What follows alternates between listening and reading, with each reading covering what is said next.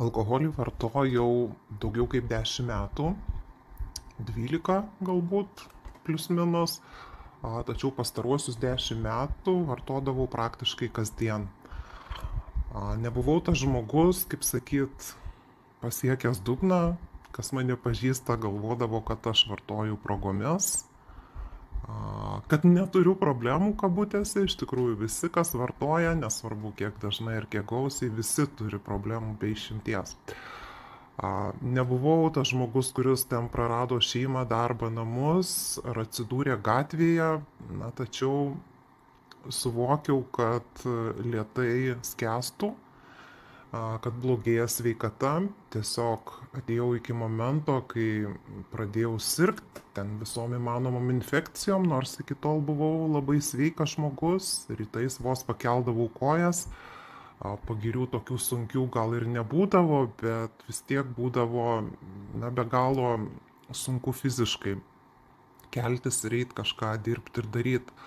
Aišku, bandžiau nutraukti šitą blogą įprotį.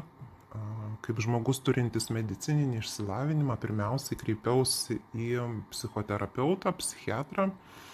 Buvo atlikta daugybė asmenybės testų, psichiatras paskyrė 2 rūšių vaistus, kurie tikrai sukėlė nepageidaujamų reiškinių. Iš tikrųjų, vaistų buvau nevartojusi, psichiką veikiančių vaistų iki tol.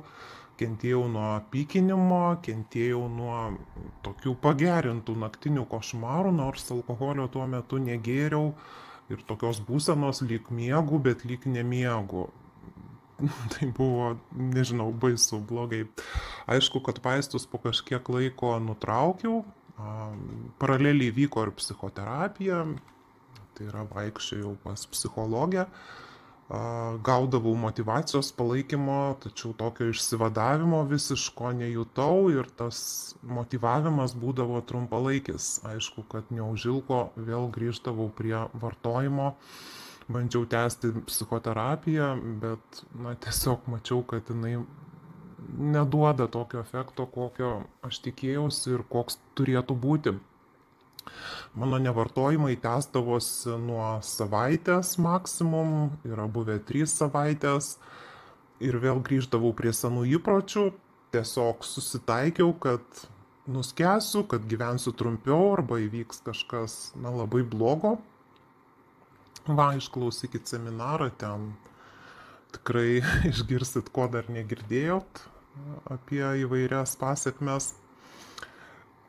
Ir tiesiog buvau susitaikiusi jau, kad nuskęsiu, kad niekas man padėti nebegali, beje, kaip skelbia mokslas, ir nesu moteris. Moteris yra didesnės rizikos, tai yra, jeigu įkrenta į priklausomybę, tai praktiškai ir prasigeria. Taip beje teigia dauguma mokslinių tyrimų, kad moteris yra labiau pažeidžiamos ir sunkiau tos nepriklausomybės atsikrato arba iš vis niekada neatsikrato.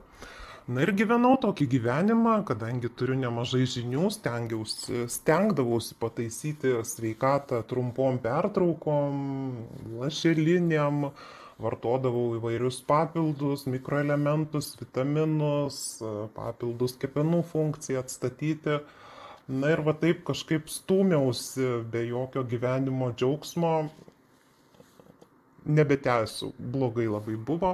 Nuolat internete matydavau reklamas, papildų reklamas, kur pakapšius giliau apie neva juos sukūrusius mokslininkus, beje, papildų, kurie turėtų pagelbėti atsikratyti šio įpročio žalingo. Tai atsimušdavau į sieną, realiai nieko nerasdavau ir būdavo aišku, tai dar vienas triukas brangiai parduoti kažką ar ne ir pasipelnyti. Ir hipnozę nuo alkoholio irgi užmačiau socialiniuose tinkluose. Aišku, buvau skeptiška, bet Facebookas turi tokią ypatybę vis parodyti tuos įrašus, kurie buvo peržiūrėti, jeigu reklamos sąmoningai neužblokuoji, kad jos daugiau nerodytų. Ir aišku, imponavo autoriaus motyvuojanti kalba, bet irgi žiūrėjau skeptiškai, dėl to, kad autorius jaunas ir vis pagalvodavau, vėl šitas čia išlindo, ir ką jis čia pasakys. bet nežinau, po kurio laiko tokia atėjo žinutė, matomai iš aukščiau, kad vis tik reikia tą seminarą išklausyti kaip dar vieną galimybę, dėl to, kad, na, tiesiog aš jau neturėjau ką prarasti ir ta kaina nebetrodė tokia didelė, žvelgiant į galbūt išgelbėto gyvenimo galimybę. Na ir išklausius, aišku, buvo ten daug reikšmingos informacijos, bet buvo ir tokios, kurią lyg ir žinai, bet niekada jos nesuklyjuoji į visumą ir nesusimastai. Na tai iš tikrųjų buvo šokas, su kuriuo reikėjo šiek tiek apsiprasti keletą dienų. Tikrai tai buvo šoko būsena. Aišku, po to informacija susigulėjo, atėjo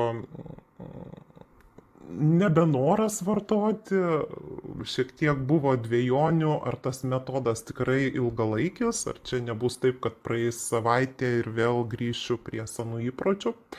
Tai galiu pasakyti, kad taip nenutiko, nežiūrint tų dvejonių, kurios kilo, tų asociacijų, kurios kildavo pradžioj, siejant su įvairiom situacijom, kada aš vartodavau, netgi tokia mintis juokinga atėjo, nu va, durne, ką tu padarėjai, taigi dabar nebeduosi mums savo smegenim tų narkotikų. Tai prajuokino ta mintis greičiausiai kilusi iš pasąmonės. Na ir pradėjau po to eksperimentuoti, pasivaikščioti po alkoholio skyrių, pasižiūrėti į butelius su savo kabutėse mėgtais gėrimais, netgi pripiltą taurę burbuliuojančio gėrimo, kurį neva labai mėgau, ir noras vartoti neatsirado. Anaip tol nebuvo ir šleikštūro, nes apsivėmus, atsiprašau už išsireiškimą, nuo alkoholio niekad nebuvau. Tai va, ir kasdieną jaučiuosi vis labiau užtikrinta, jaučiuosi laisva, ėmiausi senų pomėgių pamažu ir esu nuoširdžiai dėkinga autoriui už laisvę, už tikrai galimybę. Bei autorius vienintelis iš autorių, kurių esu seminarų išklausius tikrai daug, skambina savo klientams, sudėlioti svarbiausius akcentus, atsiunčia informaciją ir siūlo savo pagalbą ištikus sunkiai situacijai, kada yra rizika palūžti ir atkristi. Tai labai nuoširdžiai rekomenduoju, netgi jeigu visko bandėt ir netikit niekuo, kas ten įvyko, aš nebesigilinu, greičiausiai įvyko hipnozė, kada jį atsipalaidavus ir atvira žmogaus protą, pasąmonė įdedama tam tikrą informaciją. Tai jeigu dar bent kiek dvejojat, nedvejokit ir išklausykit tą seminarą, sumokėtą kainą, žvelgiant į išgelbėto gyvenimo perspektyvą, į jūsų laisvę. Būti laisvam nuo šitų bjaurių nuodų ir gyventi pilnavertį gyvenimą tikrai nėra didelė. Tai sėkmės.